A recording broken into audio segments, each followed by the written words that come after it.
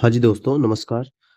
जैसा कि हम आरआरबी एनटीपीसी का chapter wise text book GK की टेस्ट सीरीज लेके चल रहे थे, तो उसी में हम आगे अगला टेस्ट स्टार्ट करने जा रहे हैं।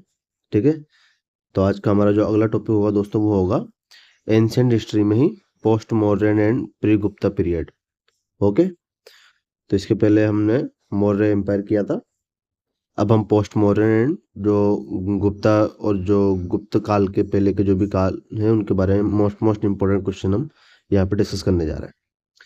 चलिए शुरू करते हैं। आज का जो पहला क्वेश्चन है हमारा, वो ये है कि शुंग वंश के संदर्भ में निम्नलिखित में से कौन सा कथन सही है। सही कथन बताने हमारे पास दो स्टेटमेंट है, एक तो ये है और दूसरा ये है। पहला स्टेटमेंट हमारा कहता है कि इसका शासन पाटलिपुत्र, अयोध्या और विदिशा के शहरों तक फैला हुआ है। किसका? शुंग वंश का।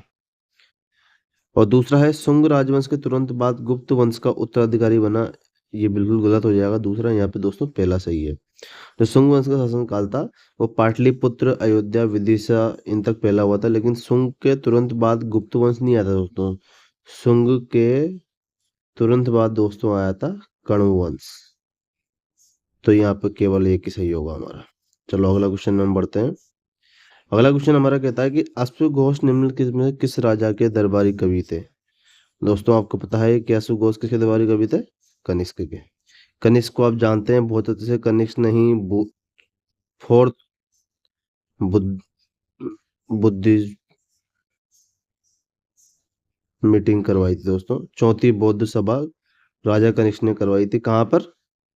कुंडलवन, कुंडलवन कश्मीर में। ओके, तो राजा कनिष्क के दरबारी कवि कौन हुआ करते थे? अश्वघोष। और अश्वघोष ने क्या लिखी थी आपको पता है? बुद्ध चरितम। अश्वघोष ने ही एक बुक लिखी थी, बुद्ध चरितम। ओके दोस्तों, चलिए आगे बढ़ते हैं। अगला क्वेश्चन हमारा कहता है कि सातवाहन काल में किस भाषा का राजभाषा के रूप में प्रयोग किया था। मतलब सातवाहन वंश जो था उसकी मुख्य राजभाषा कौन सी थी? आपको पता है दोस्तों, उनकी राजभाषा थी वो थी प्राकृत। प्राकृत भाषा उस समय की मूल भाषा थी। अगला क्वेश्चन, किस राजवंश के अंतर्गत भूमि अनुदान पर सबसे प्रथम शिलालेख की जानकारी मिलती है? आपको पता है दोस्तों, सातवाहन वंशी जो है भूमि अनुदान के लिए, भूमि दान में दिए जाने के संदर्भ में इन्हीं के शिलालेखों में हमें जानकारी मिलती है। तो सबसे पहला शुरुआत भूमि दान की यहाँ से मानी जाती है। कहाँ से? सातवाहन वंश से, जो हमें प्रमाण मिले हैं उसके हिसाब से।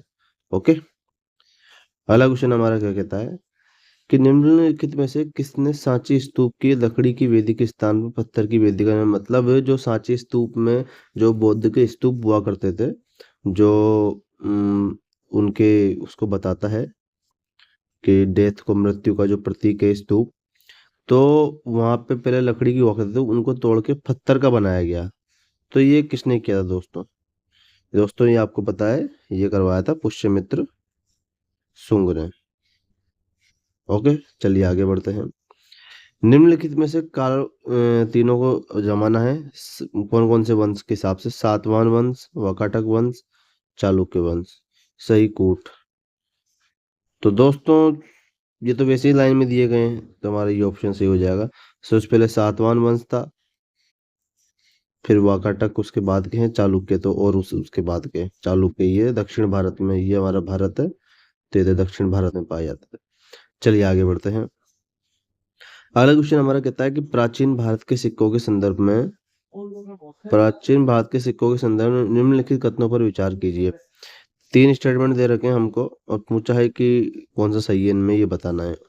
तो पहला स्टेटमेंट कहता है शासकों के नाम और छवियों वाले पहले सिक्के इंडो यूनानियों द्वारा जारी किए थे। बिल्कुल सही बात है। जो दोस्तों जो इंडो यूनानी आए थे, जो विदेशी लोग आए थे, उन्होंने ऐसे सिक्के चलाए थे जिन पर छवि और नाम, राजाओं के नाम और फोटो छवियां हुआ करती थी। बिल्कुल सही बात है, पहला स्टेटमेंट सही है। दूसरा स्टेटमेंट में लिखा है कुषाणों ने सोने के सिक्कों का सबसे पहला भंडार जारी किया। सही, बिल्कुल सही बात है। कुषाणों द्वारा सबसे पहले सोने के सिक्के चलाए गए थे भारी मात्रा में।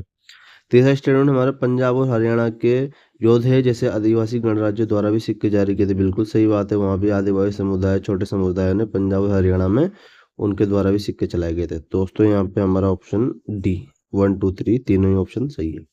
चलिए अगला क्वेश्चन। अंतिम शुंग वंश शासक की हत्या उसके मंत्री वासुदेव ने की थी। बिल्कुल सही बात है, वासुदेव ने ही शुंग की हत्या की थी और उसके बाद कण्व वंश की स्थापना कर दी थी। जिसने आगे चलकर कौन से वंश की स्थापना, क्वेश्चन भी यही पूछा गया, तो कण्व वंश की स्थापना करी थी। ओके दोस्तों, अगला क्वेश्चन। प्राचीन भारत में चिकित्सा के विषय में निम्नलिखित में किसका योगदान था? चिकित्सा के लिए भास नहीं, चरक है, पाणिनि। तो यहाँ पे उत्तर हो जाएगा हमारा चरक। ये चरक दोस्तों, आप कमेंट में मुझे बताओ कि चरक जो है किसके दरबार में थे, कौन से राजा के दरबार में हुआ करते थे चरक। ओके, चलिए अगला क्वेश्चन।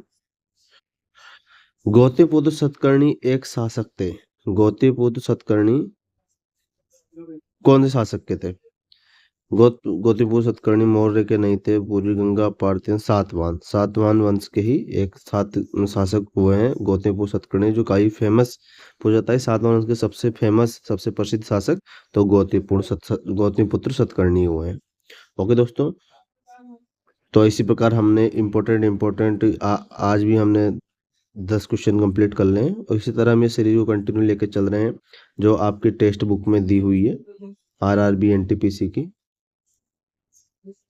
सीबीटी 1 एंड 2 के लिए। ये जितने भी चैप्टर वाइज टेस्ट है ये हम कंप्लीट कर रहे हैं धीरे धीरे। आई होप दोस्तों आपको मजा आ रहा होगा। तो वीडियो पसंद आ रही है दोस्तों, लाइक करें चैनल को, कंटेंट पसंद आ रहा है तो सब्सक्राइब करें और दोस्तों लगातार वीडियो को देखते रहें, अच्छे से पढ़ाई करते रहें, रिवीजन करते रहें। आप इसको 2x की स्पीड में देख सकते हैं, ये आपके क्विक रिवीजन के लिए है। और इसमें जो मैं एक्स्ट्रा चीज़ें बताता जाता हूँ उनको आपको बहुत ध्यान से सुनना होता है, लिखना होता है।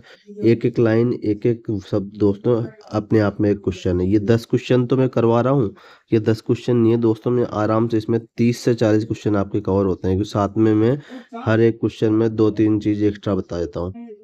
ओके दोस्तों, तो आई होप आपको मज़ा आया होगा और वीडियो पसंद आई होगी। चलिए मिलते हैं नेक्स्ट वीडियो में। Bye bye, take care.